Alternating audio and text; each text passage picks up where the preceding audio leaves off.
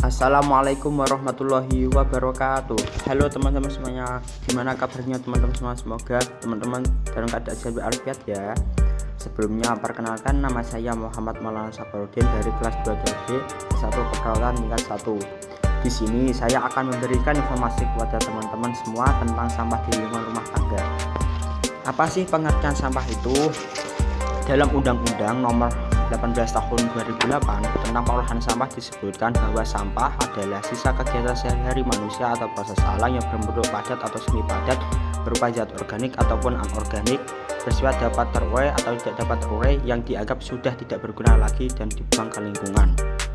Sampah rumah tangga sendiri adalah sampah yang berasal dari kegiatan sehari-hari dalam rumah tangga, tidak termasuk tinja dan sampah spesifik, teman-teman. Yang kedua yaitu jenis sampah rumah tangga.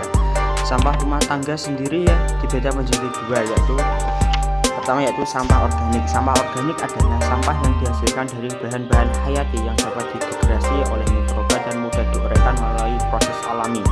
Misalnya sisa-sisa makanan, sampah sayuran, daun, dan ranting, kecuali sampah plastik. Yang kedua yaitu sampah non-organik atau anorganik, yaitu sampah yang dihasilkan dari bahan-bahan hayati dan sebagian besar sampah anorganik tidak dapat terurai oleh alam. Misalnya sampah jenis ini seperti botol plastik, botol gelas, tas plastik, kaleng. Yang ketiga perjalanan sampah rumah tangga. Terkadang kita sebagai manusia tidak memikirkan sejauh mana tentang perjalanan sampah yang kita hasilkan sehari-hari. Kali ini saya akan menjelaskan tentang perjalanan sampah rumah tangga. Yang pertama itu gambar rumah, berarti sampah berasal dari rumah kita. Yang kedua itu petugas sampah mengambil sampah dari rumah kita. Yang ketiga yaitu petugas sampah menaruh ke tempat pembuangan sementara. Gambar keempat itu petugas sampah mengangkat ke dalam truk. Gambar keempat truk menaruh ke tempat pembuangan sampah. Jadi sirkulasi perjalanan sampah dari rumah tangga kita seperti itu ya teman-teman. Keempat yaitu dampak sampah di lingkungan dan kesehatan. Dampak membuang sampah sembarangan akan menyebabkan beberapa polusi di lingkungan seperti polusi udara, air, dan laut. Seperti gambar yang di samping, itu termasuk pencemaran air dan laut, teman-teman.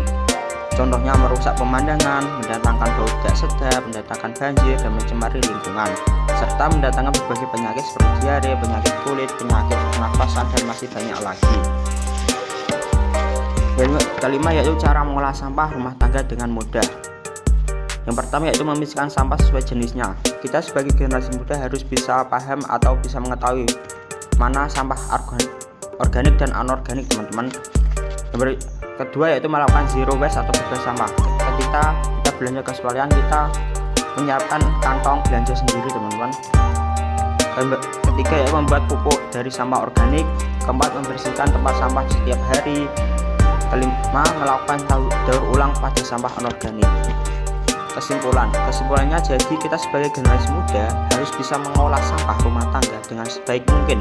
Salah satunya dengan cara mendaur ulang sampah. Kita bisa memanfaatkan sampah rumah tangga dibuat sebagai hiasan atau benda-benda yang mempunyai nilai jual yang lebih agar sampah tidak berdampak pada lingkungan dan kesehatan. Sekian dari saya, apabila ada salah kata mohon dimaafkan. Terima kasih. Wassalamualaikum warahmatullahi wabarakatuh.